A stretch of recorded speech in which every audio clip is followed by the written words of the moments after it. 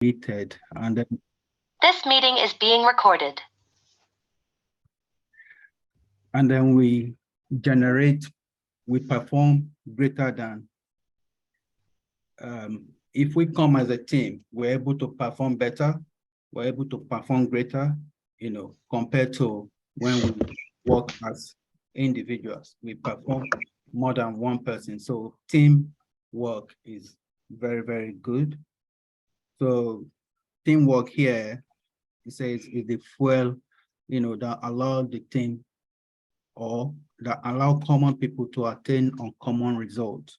So if we work as a team, we'll always attain common results. We will always get our result, which is our end goal.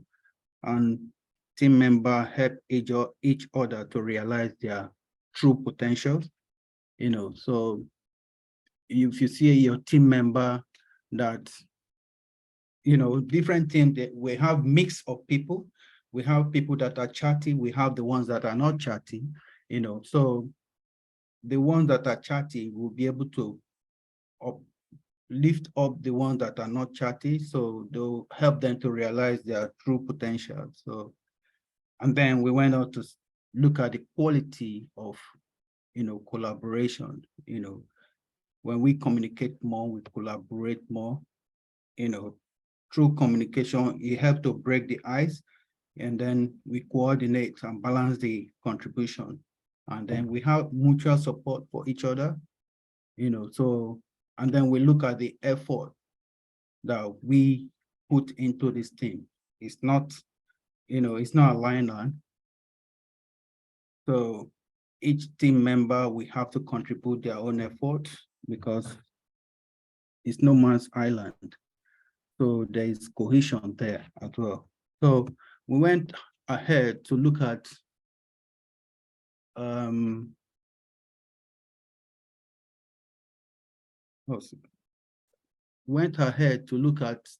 team bonding, which is the process of developing cooperation and teamwork within the unit.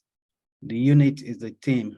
We share common goal, we respect each other, and these are the things we do as a team. And if we see a team member that is still struggling, we help, we support that team member, we try to motivate him. So we all achieve our objective at the end, of the day or at the end of the project. So if we look at the reason for team bonding, if we look this slide, is asking what is the reason for team bonding. And so when we bond, when we build together, we're able to produce more, and we're able to reduce, cost and establish relationship within the team. And the ideas that we share within the team, they are of quality. And when we come together as a team, we're able to brainstorm, we're able to share ideas with each other, because no man is an island. So, yeah. So here we see different types of different meanings of team. Okay. Let me try. Different stages of team here. Here, the first one, we have the forming stage, which is the stage when we come together as at the first time as team members. We're trying to introduce ourselves, know each other, and then from there we move on to the storming stage. During this stage, team discover that this work, that the task that we have ahead of us is not as we expect it to be, and then the numbing stage is when things begin to normalize a little bit, which is beyond the storming stage, and the team begin to come together to normalize and come together to start building and start functioning as a team. And then the next stage, we have the performance stage. This is when we reach the stage that we start performing, we start seeing results at the end, of the tunnel. We start seeing the light at the end of the tunnel, and then we have the adjourning stage. That's the breakup. That's when the team, get their reward. So I put some slides together for example, the forming stage is the stage where the team member, where we put the team name, we create the team, we start onboarding the team members, into the group, into the team, and then we set up the goals and responsibility. We establish the rules.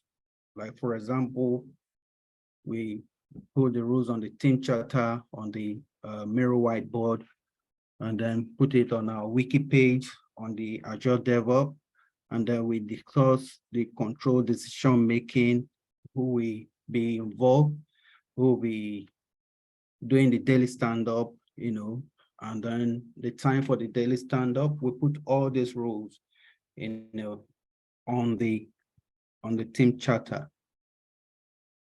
And then we move on to the storming stage. This is when the team realized that the task is not what we imagined. So we'll start fluctuating attitude. You'll see people start having attitude, and they'll resist the task and have poor collaboration during this period. As you can see from the picture here, you see people arguing there, there's no collaboration. And then the norming stage, this is when we begin to put things together. You see that maybe that's a QA writing the requirement, putting things together. So during this stage, team accept their team members, they accept the rules and responsibility, and then they accept their roles, and kick off with the task ahead of them.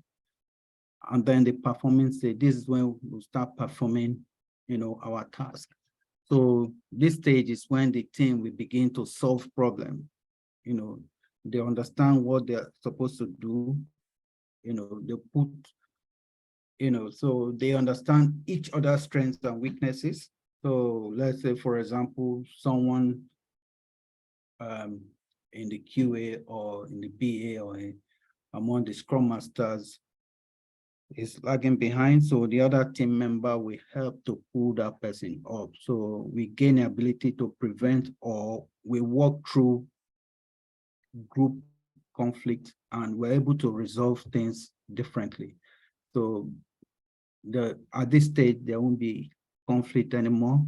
We have gone past that stage that we have conflict. And then this is the adjournment stage. This is the final stage of the team building, where the team complete the project and they reflect upon what went well, what didn't go well, and how to improve in the future. So, and then these are the type of teams that we have. We have the team that perform, the team that are permanent, and then this team, they remain together. The temporary team, maybe they bring in someone to come and work as a temporary staff, so the temporary team is temporary, just as the name suggests. And then we have the task force, and then we have the cross-functional team and self-managed and committee. So here, what we did in my team, so this is one of the activities that we carried out. So I asked that people, if they can submit their first job they did, which they did. So we try to guess who is this person that got the first job as a paper round, and then people try to guess, and then on and on until the number 4 person. And then this is another activity that we did once upon a time. So it goes like this. Everybody in the room, if I start a story, I'll say once upon a time there was a boy, and I can stop there, and then I'll pass it on to someone else. And the person will start from where I stopped. We say this boy was from Africa. He was born in Nigeria, schools in the US, and I stopped there. And another person will take off from there. He discovered how to create cost-effective building. So someone, until we'll all go around the room, and then we went on to another activity, which is the last word. So if I say, so the last word is like this, the last word, okay, I'll just read it from here. The last word, respond. Bond is a bonding activity is performed when you use the last word or sentence to start your own. So if, for example, I say,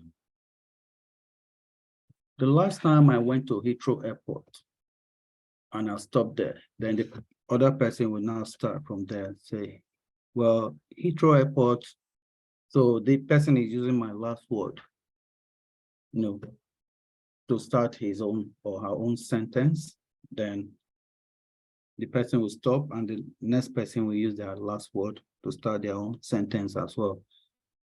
And then we have another activity, you know, 3 truths and a lie.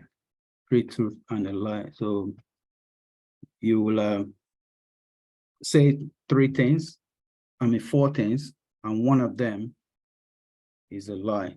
So we'll try to guess which one is a lie, which one is a truth, you know. So this, we take this one, I think, and then we did this other activity as well.